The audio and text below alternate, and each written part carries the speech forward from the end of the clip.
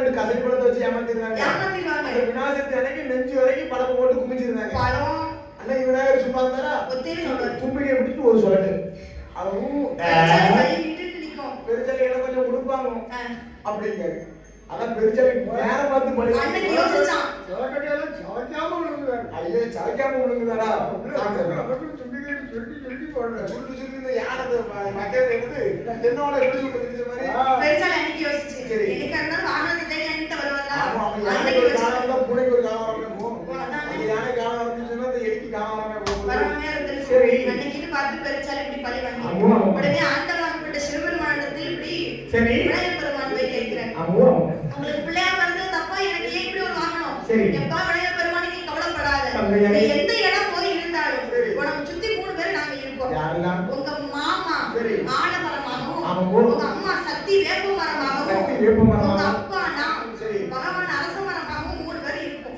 அதான் பிள்ளையார் கோயிலை சுத்தி 3 பேர் 3 மரம் கண்டிப்பா. மாமரம் சிறுசுன்னு நினைக்காத, மாமரம் ஒரு மூச்சு பிடிச்சுனா போதும், எவ்வளவு பெரிய மலையா இருந்தாலும் ஈஸியா உடக்கலாம்.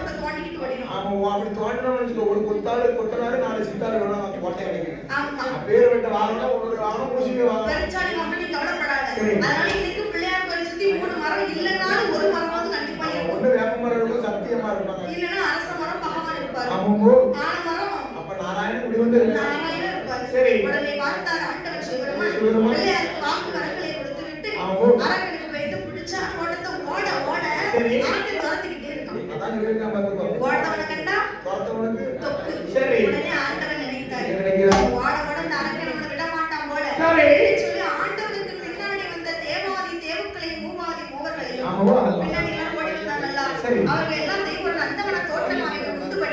நந்தவன தோட்டமாக உண்டு பண்ணி ஒரு அரளி மர கொப்புக்குள் அரளி போல எத்தனை இதழ் இருக்கும்? 5 இதழ் இருக்கும். பாத்துக்கியாப்பா? நீங்களே கேட்டுட்டீங்க, பதில் சொல்றீங்க. 5 இதழ் இருக்கும். அந்த அரளி பூவிலே 5 இதழுக்குள் ஆண்டவன் சிவபெருமான் சிவலிங்கமாகவே மறைந்திருக்கிறார்.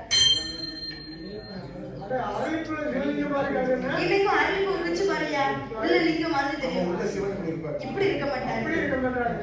சரி இப்ப லிங்க வடிவமா இருப்பாரு. எல்லாரும் போய் பாருங்க. அதுதான் வரும்போது ஒரு காமிச்சனே, அந்த பைபாஸ் ரோட்ல ஏன் அரளி மரம் செடி வச்சிருக்கீங்கன்னு கேட்டேன். அங்க அடுத்தது அரளி பூ வச்சோம்னு சொன்னா அது எப்படி மாடு ஆரம்பிக்குமா? திங்கவே தெரியாது. அதே அந்த இடத்துல நீ வேற ஒரு செடியை வை, மாடு வந்து மேய்ச்சிருக்கும், பசு வந்து இருக்கும், டஷ் முட்டி போயிட்டே இருக்கும்.